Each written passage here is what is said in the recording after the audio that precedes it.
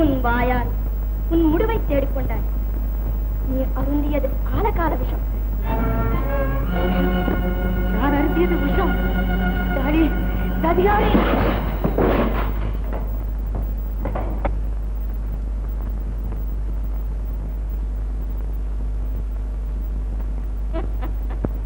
எனக்கே ஏகபோக அரசு.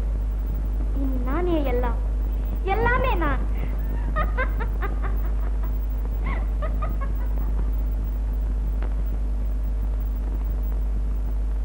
மன்னன் மடிந்தான்.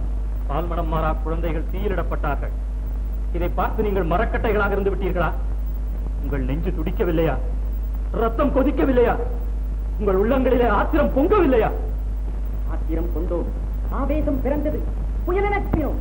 அந்த அரக்கியை நொறுக்கி அரண்மனைக்கும் தீ வைக்க நினைத்தோம். அரண்மனையை சூழ்ந்தோம், ஆரவாரம் செய்தோம்.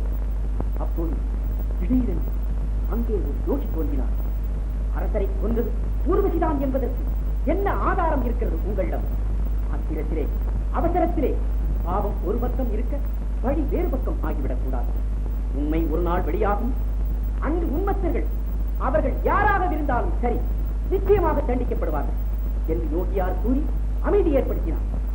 அவ்விதம் அந்த யோகி தோன்றியிருக்காவிட்டால் அரண்மனை, அவள் அட்டூழியம் யாவும் அன்றே அழிந்திருக்கும். யார் அந்த யோகி? அதுதான் யாருக்கும் தெரியாத மர்மம். ஆனால் ஒன்று மட்டும் எல்லோருக்கும் தெரியும். அந்த செண்டாளின் சதி செயல்களுக்கு, அரக்கத்தனத்திற்கு அந்த மர்மயோகிதான் பக்கத்துணை என்பது. அயோக்கியர்கள் கையிலே ஆட்சி, அதற்கு பக்கத்துணையாக எவனோ ஒரு ஆண்டி பெயர். இதை இனி எவராலும் சகிக்க முடியாது. நாட்டை சூறையாடும் அந்த பகல் கொள்ளைக்காரரை ஒழித்து கட்டும் வரையில் என் வாளுக்கு ஓய்வில்லை. புருஷோத்தமரே, அந்த அரண்மனைக்கு இன்று முதல் எங்கள் உடல் பொருள் ஆவி அனைத்தும் அர்ப்பணம். தோழர்களே, உங்கள் கட்டைகளை உருவுங்கள். கடுமையான இந்த சபதத்தை செய்யுங்கள்.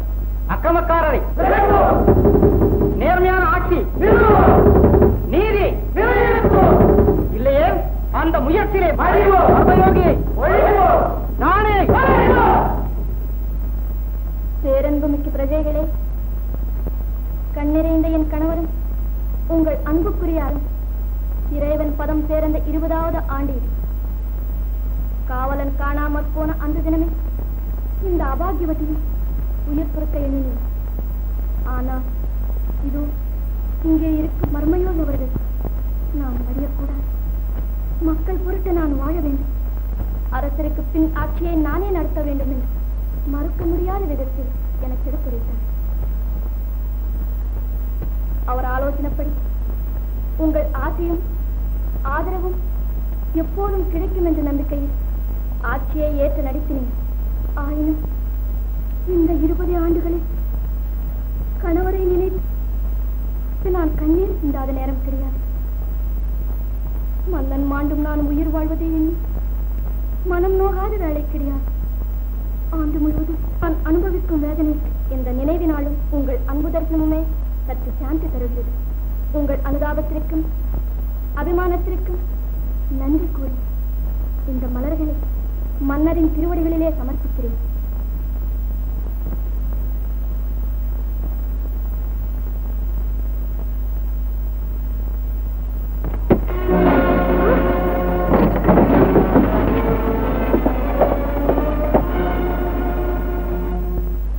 எச்சரிக்கை துரோகிகளே, உங்கள் நயவஞ்சக நாடகத்திற்கு முடிவு காலம் நெருங்கிவிட்டது. தெரிந்து கொள்ளுங்கள். கரிகா, என்ன வரி பணத்தை காசு கிடையாதுங்க, கையில சாப்பிட உணவோ கட்டிக்க துணியோ கிடையாதுங்க. கிழட்டு பயல் பஞ்சபுராணம் பாடுகிறார். இழுத்து பூட்டுங்கள் இவன் வீட்டை. உள்ளே உள்ள சாமான்களை எல்லாம் அரண்மனைக்கு எடுத்துச் செல்லுங்கள். கிழவனை கொண்டு போய் சிறையில் அடை. மன்னரை கொண்ட மதோன்மத்தர்கள் இன்னும் உயிருடன் இருக்கிறார்கள். இது நிச்சயமாக தெரியும் எங்களுக்கு. தெரிந்தால் ஏன் தேடி பிடிக்கவில்லை? நீதியின் முன் ஏன் அவர்களை நிறுத்தவில்லை? நீதியை அந்த கொலைபாதகர் கையில் அகப்பட்டு நிலைகுலைந்து நின்றது இதுவரை. இனி நாங்களே நீதி, நாங்களே சட்டம், நாங்கள் வழங்குவதே தண்டனை. தளபதியாரே, கொலையாளியை காட்டவே கரிகாலன் இங்கு தோன்றியிருக்கிறான்.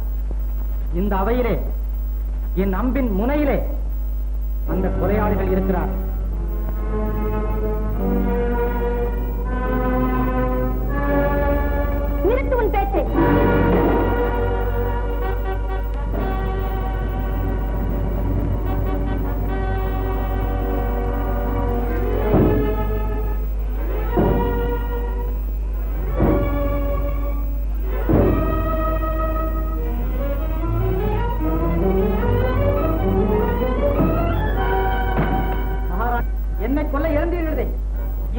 உங்களையும் கொல்ல முடியும் என்பதை மறந்து விட்டீர்கள்.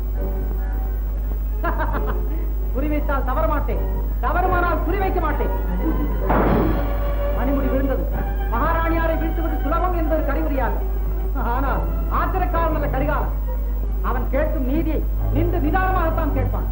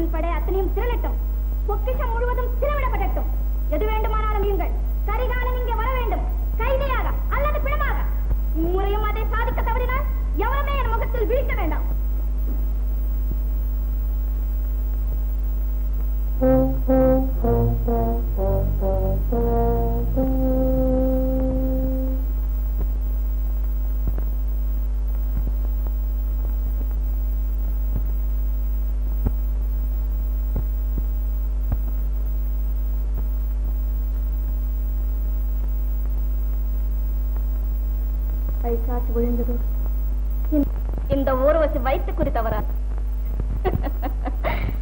வகுத்த வழி பிசகாது. என்னடா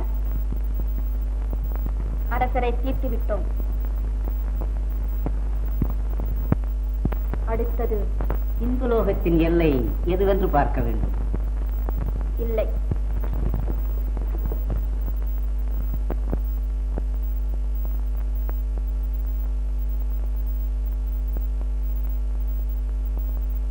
தேவி, தேடாத இடமில்லை.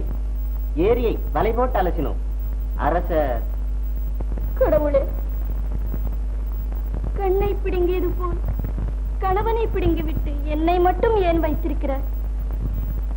மகனை இழந்து மக்கள் துடிக்க அதை பார்த்து இந்த அபாகியவத்தை வாழவும் வேண்டுமா? என் சுவாமியை விழுங்கிய தண்ணீர் இந்த பாவியே இரையாக்கி இருக்க கூடாதா? ஐயோ தெய்வமே!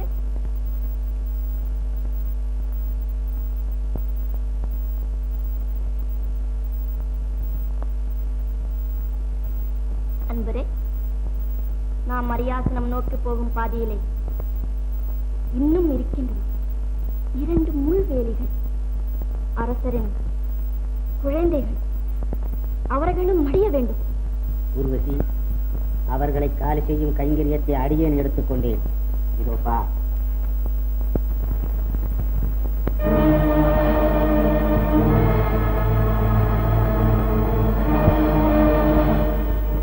அப்பன் நீரிலே, அவன் குழந்தைகள் எரியும் நெருப்பிலே.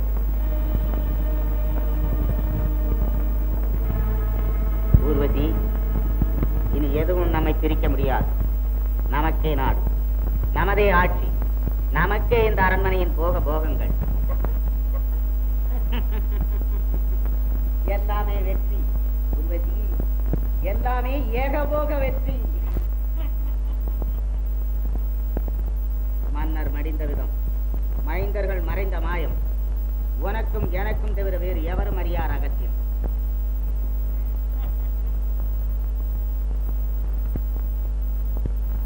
என்ன ஊர்வசி சிந்தனை? வெற்றி பரிபூர்ணம் அடைய வேண்டாமா? அதைத்தான் சிந்தித்தேன். ஓ,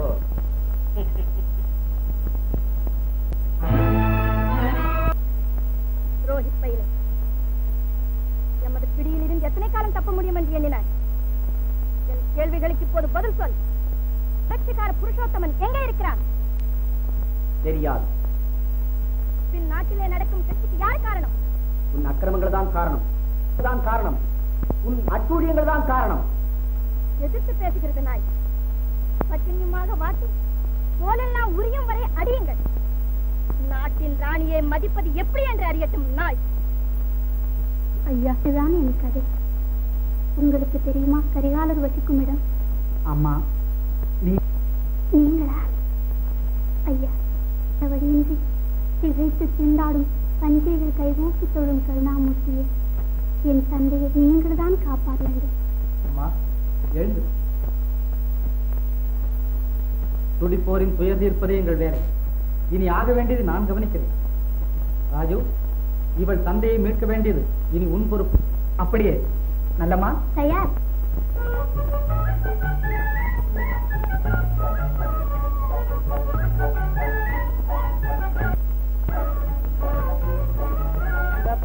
ஆடு மாடு மேய்க்க கூடாது. இது மேல ஆடுங்க. அருமைதா.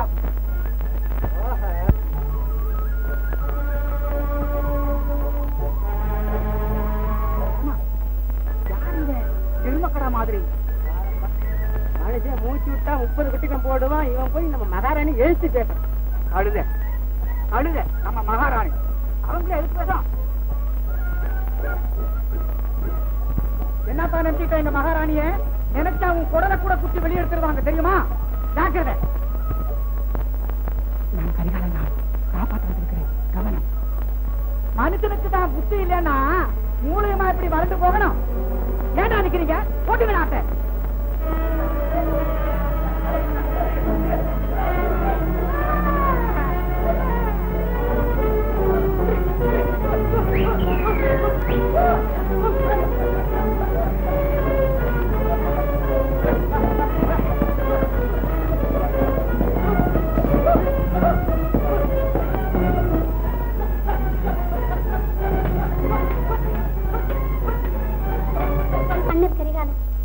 நன்றி ஐயா, நீர் நீடூடி வாழ வேண்டும்.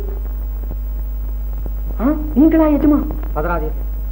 பதல்லை கரிகாலரே, பாரும் அரசரின் மைத்துனரை பாருங்கள். ஊர்வசியின் அழிவு திட்டங்களுக்கு முதல் பலியான அண்ணனை பாருங்கள். அம்மா வசந்தா, உன் தந்தையை உப்பிட்டு வளர்த்த எஜமானனை பாரம்மா. எஜமா பாருங்கள், என்ன கொடுமை செய்து விட்டார்கள். மன்னர் என்ன உலகத்தையும் மறந்து விட்டாரா? அந்த மதோன்மத்தர்கள் மனம் போனபடி எல்லாம் நடக்க. உலகத்தை மறக்கவில்லை, உலகத்தை விட்டே போய்விட்டார் மன்னர். என்ன, மன்னர் மடிந்து விட்டாரா? அநியாயத்தை நீங்கள் நாடு கடத்தப்பட்ட சில நாட்களில் மன்னர் அந்த நாடோடு ஊர்வசியை கல்யாணம் செய்து கொண்டார். அந்த சண்டாளி தன்னுடைய சாகச கயிறுகளை சரியாக பின்னிவிட்டார்.